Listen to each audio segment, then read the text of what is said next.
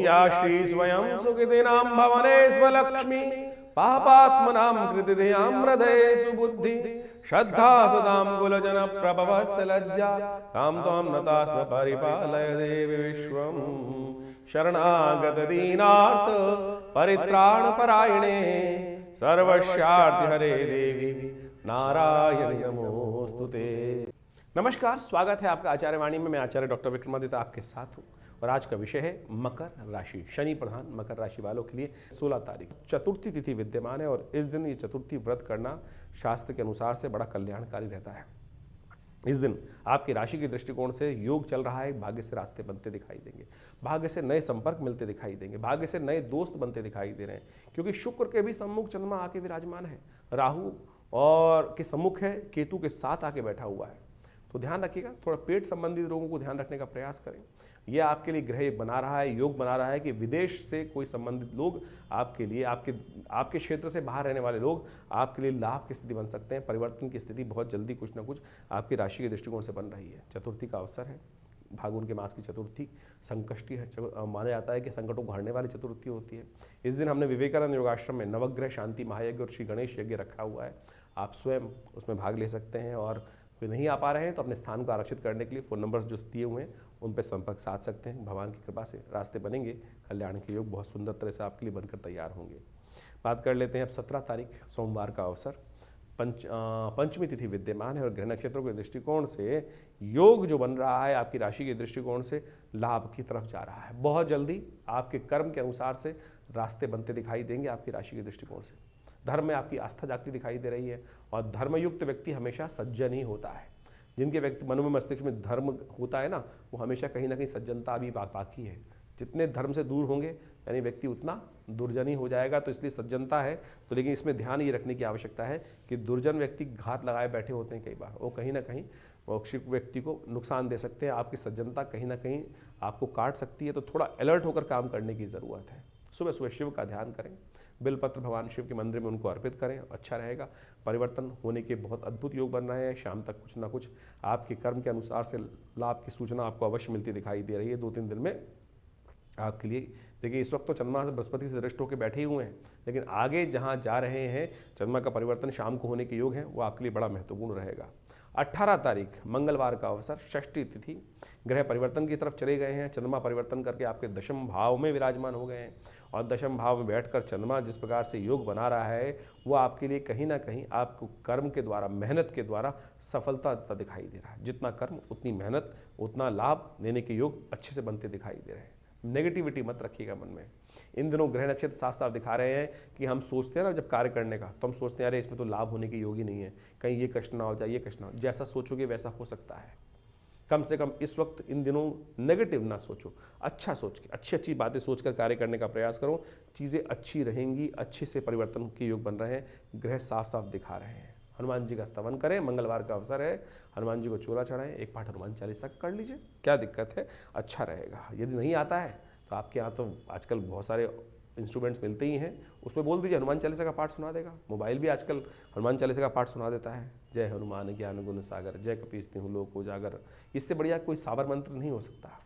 अब भ्रंश भाषा में थोड़ी बहुत त्रुटि भी हो जाएगी, तब भी हनुमान जी कृपा ही करेंगे, अनिष्ट नहीं करेंगे। 19 तारीख का दिन बुधवार का अवसर, सप्तमी तिथि विराजमान है। ग्रह नक्षत्रों के दृष्टिकोण से जो योग बना हुआ है आपके लिए मेहनत से सफलता की तरफ ले जाता दिखाई दे रहा है।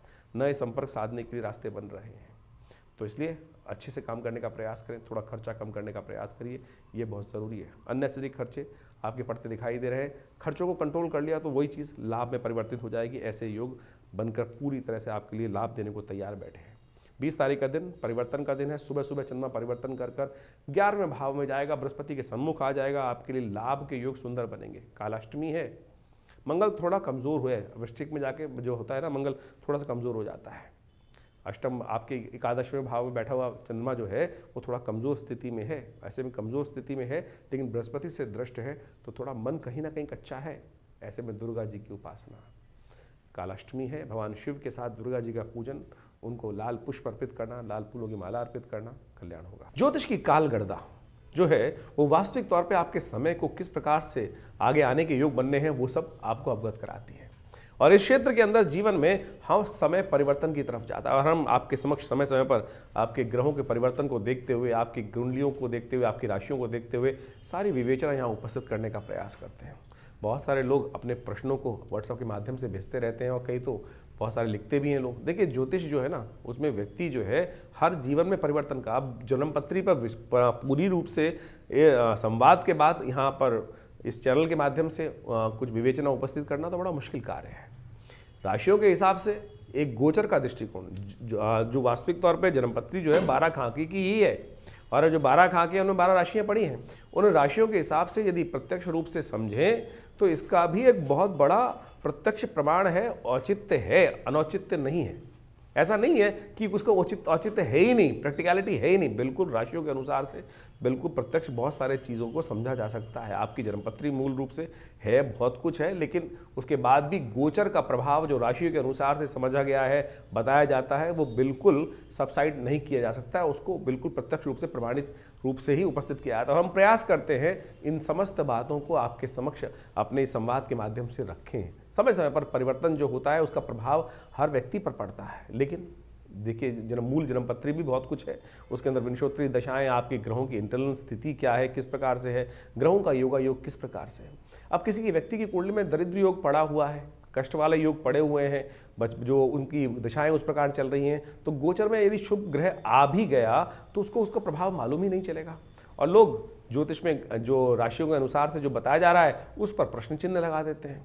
प्रश्न चिन्ह लगाना तो कहीं भी बड़ा आसान काम है। प्रश्न चिन्ह तो लोग भगवान पे भी लगा सकते हैं। प्रश्न चिन्ह तो किसी भी बड़े से बड़े कार्य करने वाले पे लगाए जा सकते हैं।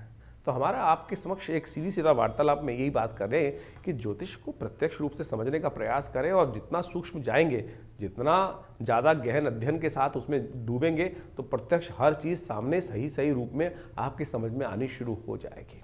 यहाँ लिमिटेशंस हैं जन्मपत्री के माध्यम से जो हम गोचर के दृष्टिकोण से, आपकी राशि के दृष्टिकोण से बताते हैं, तो उसमें एक बाह्य खाका ही खींचा जा सकता है, और हम पूरी तरह से निष्ठा के साथ ये सब चीज़ें बताने का प्रयास करते हैं। जहाँ तक उपाय की रही बात, अब हर रोज़ भारतीय संस्कृति में कुछ नया मुहूर्त है, नए उत्सव हैं, और पुराणों में उसके महत्व को बहुत सुंदर तरीके से दर्शाया गया है।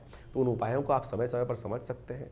लेकिन आज उपायों के नाम पर बहुत सारे लोग क्या है, केवल पैसे खर्च कराने के काम पे ही लग जाते हैं। बहुत सारे कुछ बड़े बड़े अनुष्ठानों में चले जाते हैं, कुछ हज़ारों रुपये खर्च करने की बात की जाती है, कोई नग धारण करने की तरफ चले जाते हैं। तो हम इन बात को समझें कि वो भी गलत नहीं है। अनुष्ठान बिल्कुल, पूजा मंत्र का जब बिल्कुल प्रत्यक्ष है, साथ साथ बिल्कुल प्रत्यक्ष कार्य करता है, असंभव का को संभव करके दिखा सकता है। नग भी इस प्रकार से असंभव को संभव करके दिखा सकते हैं, लेकिन वो वास्तविक तौर पे सही तो हो क्या? प्रकृति के अनुसार से इतनी बड़ी बड़ी माइंस हैं, उनमें पन्ना निकलता है, हीरा निकलता है, कितनी खोदने पर कुछ ही रत्न प्राप्त होते हैं। ऐसा नहीं है कि कोयले की तरह पूरा का पूरा ट्रक भर के उन रत्नों को निकाल लिया जा रहा है और वो पूरे। तो आज इस पर प्रश्न चिन्ह है, इसीलिए हम ज़्यादातर अपने कार्यक्रम के माध्यम से नगों पर प्रश्न इसलिए उपस्थित कर देते हैं कि भाई क्या वो असली मिल रहे हैं। और जो चीज़ें सीधी तरह से कर्म के द्वारा, आपके अनुष्ठान के द्वारा परमात्मा का स्मरण कर बहुत सीधे सीधे शास्त्र में जो चीज़ें वर्णित हैं उनके अनुसार से आप समझने का प्रयास करेंगे तो अच्छे से अपने मति भ्रम को दूर कर सकते हैं। और बाकी रही जिनकी विवेचना करने की बात है, जिनको प्रश्न चिन्ह लगाना है, वो लगाते रहेंगे, उनको कोई रोक नहीं सकता है।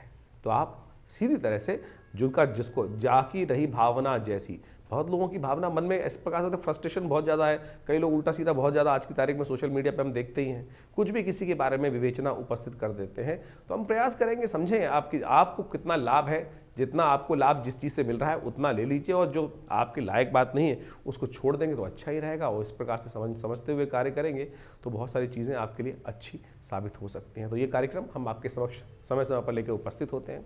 बहुत सारे लोग कई बार व्हाट्सएप पे या चैनल के माध्यम से ये भी लिख देते हैं कि आप आश्रम में बहुत ज़्यादा गतिविधि जो होती हैं उनके बारे में पब्लिसिटी करते हैं। अरे होती हैं तो बताते हैं मेरे भाई। आश्रम में हम जो व्यवस्थाएं करते हैं किसी से कोई पैसे नहीं लेते हैं। हमारे आश्रम पर यज्ञ होता है तो उसमें आप आके स्वयं बैठ सकते हैं, कोई चार्जेस नहीं है उसका। नवरात्र के यज्ञ होते हैं उसमें भी बैठ सकते हैं। सुंदरकांड का पाठ महीने में होता है इतने।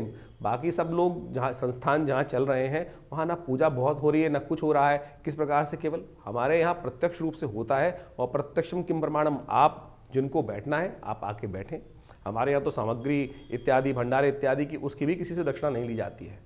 तो मेरा इसमें आप सब लोगों से अनुनय विनय के साथ है कि हमारा ये संस्थान लगातार कई वर्षों से 70 वर्षों से 60 वर्षों से कार्य कर रहा है और परमात्मा भजन में लगा हुआ है, सत्य को सामने लाने के लिए लगा हुआ है। तो इसलिए आप पवित्र हृदय के साथ हमारे इस कार्यक्रम के साथ जुड़े हैं, तो उसके साथ जुड़े रहेंगे तो अच्छा ही होगा। परमात्मा का स्मरण होगा, भगवान का नाम जप होगा और बाकी संस्थान तो बहुत सारे कार्य कर ही रहा है। हमारा विवेकानंद योगाश्रम पिछले करीब 60-70 सालों से लगातार लोग सेवा, हॉस्पिटल, जन सेवा, भंडारे, हज़ारों भंडारे हम साल में करते ही हैं। तो आप भी उनके साथ जुड़ेंगे तो लाभ होगा। धन्यवाद, नमस्कार।